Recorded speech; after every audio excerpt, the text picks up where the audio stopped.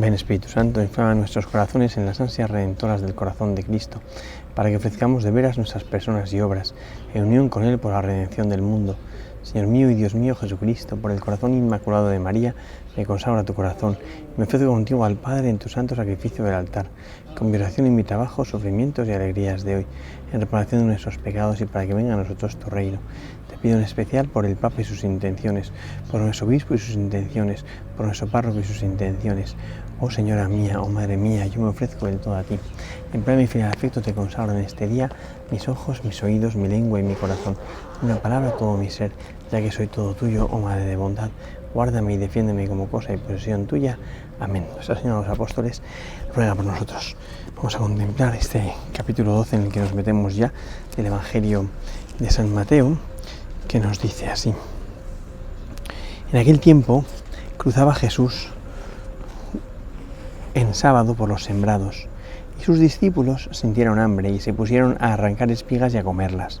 Al verlo los fariseos le dijeron: mira, tus discípulos hacen lo que no es lícito hacer en sábado.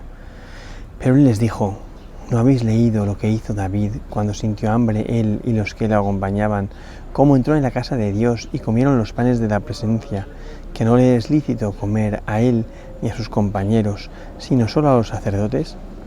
¿Tampoco habéis leído en la ley que en día de sábado los sacerdotes en el templo quebrantan el sábado sin incurrir en culpa? Pues yo os digo que hay aquí algo mayor que el templo. Si hubieseis comprendido lo que significa aquello de misericordia quiero, que no sacrificio, no condenaríais a los que no tienen culpa.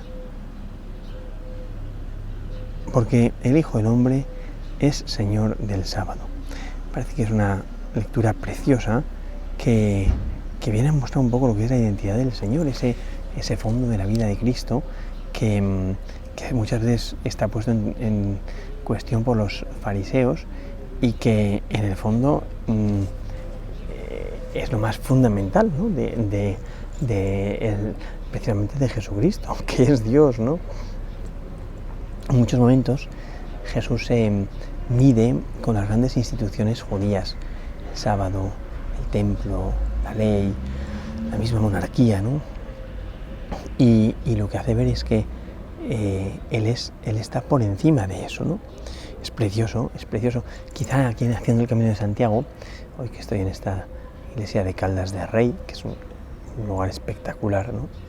Se entiende mucho mejor haciendo el Camino de Santiago esto que dice el Evangelio, ¿no? Que iban los discípulos con Jesús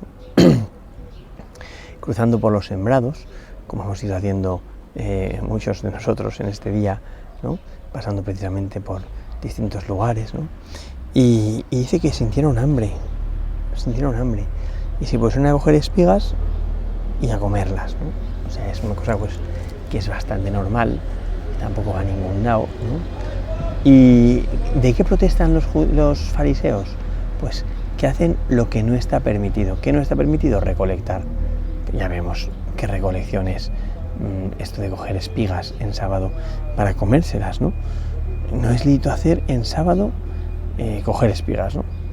Entonces, mira, tus discípulos hacen lo que no es lícito hacer en sábado. Que yo preguntaría, ¿a qué os estáis refiriendo? A los fariseos. Porque si se refieren a la recolección, esto no es recolección ni es nada. Esto es simplemente que uno siente hambre y al pasar, pues arranca con una espiga pues para saciar el hambre que tiene, ¿verdad? Pero no es la gran recolección. Entonces coger unas espigas porque tiene hambre, bueno, es que es esa vivencia de la fe judía tan mezquina, como yendo mucho a lo puntilloso de lo que dice, y entonces no se puede en sábado coger ninguna espiga. Pero hombre, están muertos de hambre y quieren comer. O sea, a mí me parece que la ley está al servicio del sentido común. Y cuando la ley se pone por encima del sentido común, tenemos un problema muy serio, porque no puede ser que falte el sentido común. Porque cuando la ley se pone por encima del sentido común, no es una norma que ayuda, sino un corsé que esclaviza e inhumaniza, ¿no? Bueno, pues esto es lo que pasa, ¿no? Dice, mira, tus discípulos hacen en sábado lo que no se puede hacer en sábado, ¿no? Lo ven los fariseos y se enfadan, ¿no? No es lo que no es lícito hacer en sábado, ¿no? Entonces el Señor les va a responder con la misma palabra de Dios. O sea, ellos lo que quieren es enfrentar a Jesús con la propia palabra de Dios, ¿no? Que es constantemente la autoridad de Jesús se pone en cuestión con la palabra de Dios. Dice, mira, la ley dice esto, ¿tú qué dices, no? Bueno, haciendo lo que el mismo Jesús en un momento hace, pero ellos lo hacen de manera torticera. Jesús lo hace de verdad, ¿no? ¿Qué es lo que hace Jesús? Ponerse por encima de la ley. Dice, se os dijo, pero yo os digo. En el Sermón del Monte es una confrontación seria de Jesús con la ley. Se os dijo, pero yo os digo, ¿no? Y al hacer eso, Jesús mismo se está colocando con una autoridad por encima de la autoridad de Dios, ¿no? Está como diciendo, yo soy Dios, porque igual que en el pasado Dios os dijo esto, ahora en el presente yo os digo. De la misma manera que Dios os dijo esto, con lo cual mi autoridad, si me apuráis, es la autoridad de Dios, ¿no? Se os dijo, pero yo os digo, ¿no? Y ellos hacen lo mismo, ¿no? La ley dice esto, ¿tú qué dices? ¿No? Como queriendo volver la ley contra él, ¿no? Como pillarle con sus propias palabras, ¿no? ¿Y qué es lo que hace el Señor? Pues responderles con la propia palabra de Dios, ¿no? Porque no es lícito, dice, que coman espigas por los sembrados, ¿no? Y el Señor dice, mira, pues es que hasta la ley contempla esto, ¿no? Cuando se hacía la cosecha no había que rebuscar. ¿Por qué? Pues porque siempre se dejaba al huérfano, a la viuda, al forastero, como cogiesen las sobras. O sea, la ley contempla un punto de misericordia, de compartir tu propia cosecha con aquel que no tiene nada, y entonces pues no rebusques porque tienes que dejarles a los que no tienen para que puedan ellos coger un poco y beneficiarse de tu propia cosecha, ¿no? Y entonces ya estaba hecha la caridad directamente, no hace falta que sin hacer limosna, porque ya te obligaba a hacer limosna la propia ley. Está prohibido cosechar como los bordes, ¿no? Aquello que pueden coger los transeúntes o los que no tienen nada o los que pasan hambre, ¿no? Y entonces pues dejárselo. Y los discípulos están cogiendo eso están cogiendo, van cogiendo un poco de comida de las espigas, ¿no? Y las frotan, sacan los granos y las comen, como hace muchísima gente de campo, que no pasa nada, ¿no?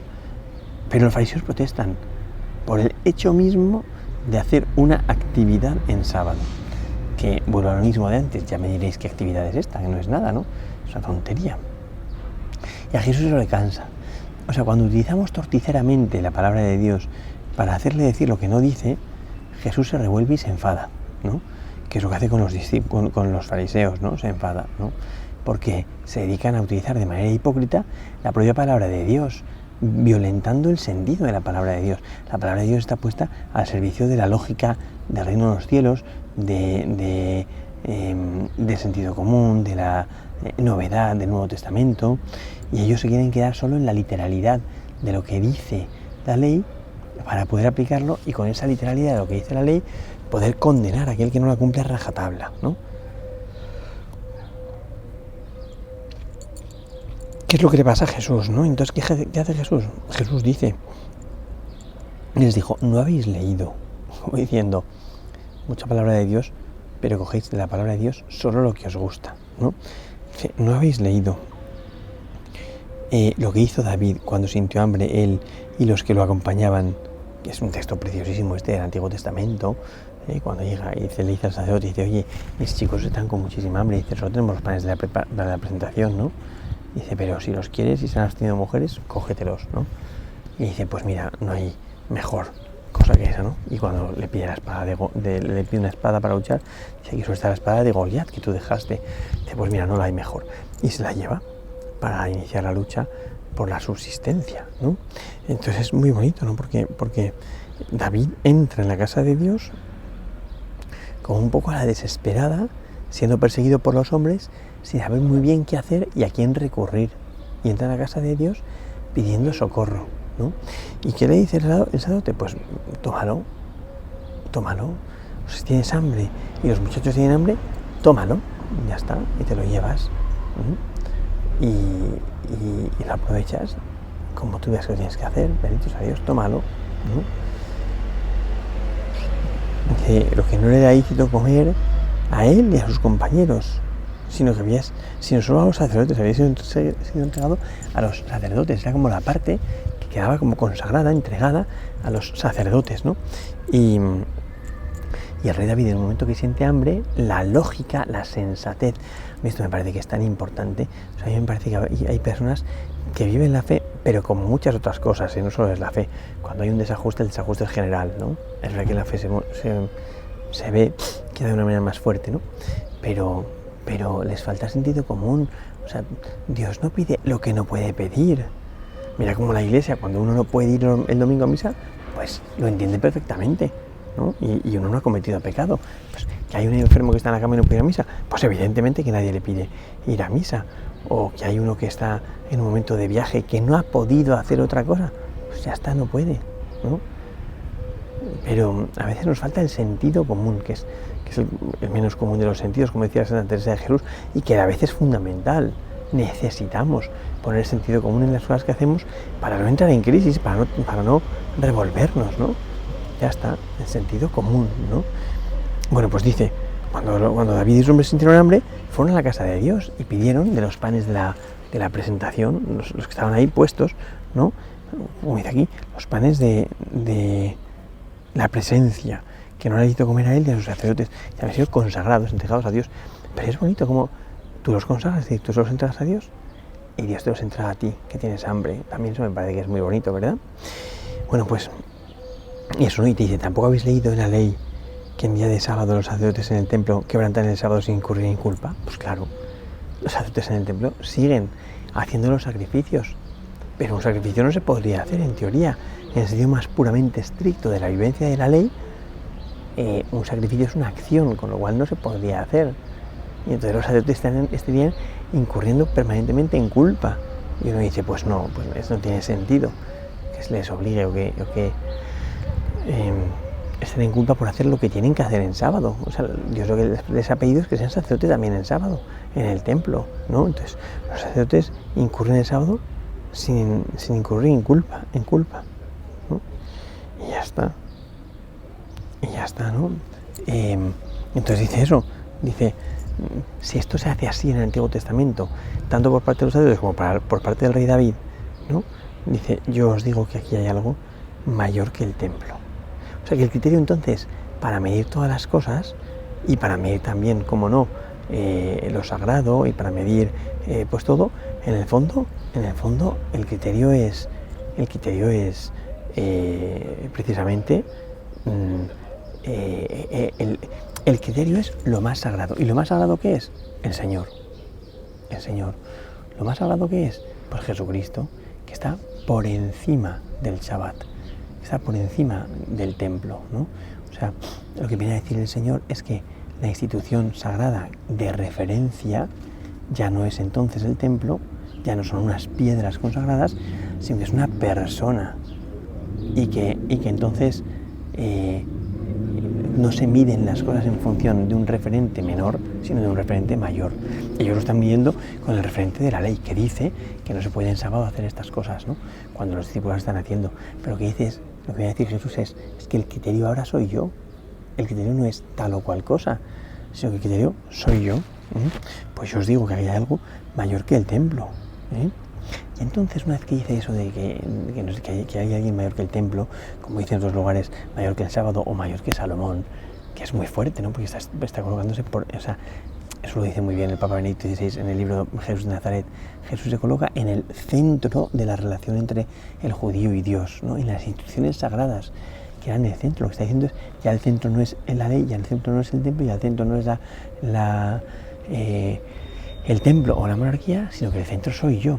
En función de la actitud que tomes ante mí, ahí resuelves toda tu vida, ¿no? El centro soy yo. Entonces dice, yo digo también que aquí hay algo mayor que el templo, ¿no? Y entonces dice esa frase que yo creo que va un poco como al núcleo de la recriminación que hace Jesús o de la queja del propio Señor, ¿no? Dice, si hubieseis comprendido lo que significa aquello de misericordia quiero que no sacrificio, no condenaríais a los que no tienen culpa, porque el Hijo del Hombre es Señor del sábado. Qué bonito es eso, ¿no?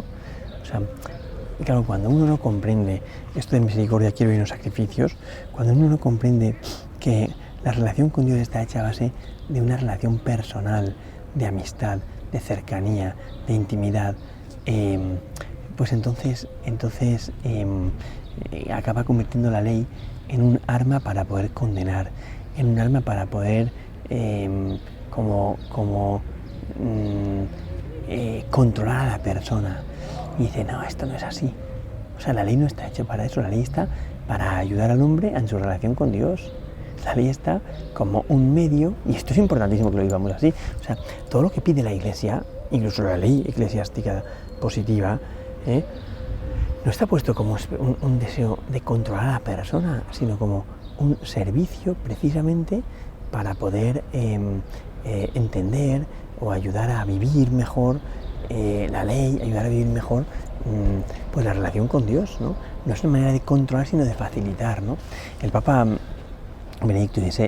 Francisco se quejaba en Evangelii Gaudium, y con razón, de que muchas veces la Iglesia la hemos convertido en una aduana, donde hacemos más hincapié en la ley que en el amor que la ley custodia, ¿no? Y entonces dice, claro, cuando tú te quedas solamente con la vivencia de la Iglesia es una aduana en la que hay que cumplir un montón de requisitos y pagar un montón de aranceles para poder participar del don que en ella se da. Pero todo es porque nos hemos olvidado de lo esencial, que es que la Iglesia está puesta como sacramento universal de salvación, o sea que la Iglesia es un medio que ha buscado Dios para que los hombres tengan más fácil el acceso a la gracia, ¿no? Pero digo la ley y digo los sacramentos porque me revuelve. O sea, es verdad que tenemos que custodiar lo sagrado, es verdad que tenemos que defender a Dios, es verdad que tenemos un montón de cosas, ¿no? Pero por custodiar lo divino y por cuidar la integridad y la vivencia y la delicadeza con los sacramentos, no podemos convertir los sacramentos en un don solo para una élite.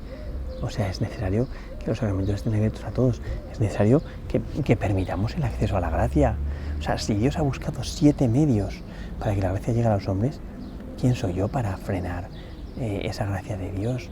No puede ser que ande limitando la gracia de Dios, sino que tengo pues que facilitar que los hombres puedan llegar al don que Dios ha dado. Por eso dice, ay, si hubierais comprendido lo que significa aquello de misericordia quiero y no sacrificios, no condenaríais a los que no tienen culpa. ¿Para qué condenáis a mis pobres discípulos que solo tienen hambre y comen unas pocas espigas? Que eso es de sentido común este cajón. Claro, como no comprendéis lo que es la Iglesia como cauce de misericordia de Dios, entonces os dedicáis a condenar, ¿no? Cuando la gracia no es un don para todos, sino solamente el beneficio de una élite, entonces la gracia sirve para condenar, para clasificar. Los sacramentos sirven para controlar. Pero cuando los sacramentos están abiertos con facilidad a todo el mundo, que no digo que, de verdad que no digo que se falte a lo sagrado, pero que se dé acceso a la gente, que Dios os ha instituido para eso, ¿no? Por eso dice, porque el Hijo del Hombre es Señor también del sábado. Y esto yo me atrevería a decir, ¿no? No sé si sería una herejía, pero me atrevería a decir el Hijo del Hombre Señor del sábado y del domingo, ¿eh? O sea, porque digamos el Hijo del Hombre Señor del sábado, en el sentido de que Jesucristo ha venido a dar plenitud a la ley judía y está por encima de la ley judía, no podemos ahora someterlo a la ley cristiana, ¿no? Como una especie de corsé durísimo en el que tenemos encerrado a Dios, sino que la ley eclesiástica está al servicio del encuentro del hombre con Dios y debemos buscar por encima de todo la salvación de la humanidad y el encuentro del hombre con Dios, de la manera que le demos sentido a las cosas, porque a veces somos más papistas que el Papa y bueno, seguramente que si el Señor estuviese aquí físicamente presente, en muchas parroquias le pondría las pilas, ¿no? Porque a lo mejor tendría demasiada libertad y no está bien dar tanta libertad y hacerlo tan fácil a la gente, sino que es necesario pues como exigir un mínimo en el cumplimiento de unas cosas, de unos requisitos, de unos preceptos para que la gente pueda llegar a Dios. No lo sé, a mí me parece que a veces el Señor ha buscado la carne para poder acceder al hombre y a veces nosotros utilizamos la carne para poder controlar el acceso de los hombres a Dios y de Dios a los hombres. No vaya a enredarse esto demasiado y perdamos el control. Qué gozada sería que podamos perder el control y que Dios mismo entrase, lo que dice Moisés, ojalá todos fueran profetas, ¿no? Sería una bendición que todos fueran profetas. Pero la tentación de Josué la tenemos todos, ¿no? Prohíbeselo, Señor mío, que no son de los nuestros, ¿no? porque en el fondo no cumplen todos los requisitos que muchas veces nosotros obligamos. Bueno, pues ojalá que el Señor nos conceda la libertad que da el encuentro con Él y el conocimiento de la misericordia. Gloria al Padre, al Hijo y al Espíritu Santo, como era en el principio, ahora y siempre, por los siglos de los siglos. Amén.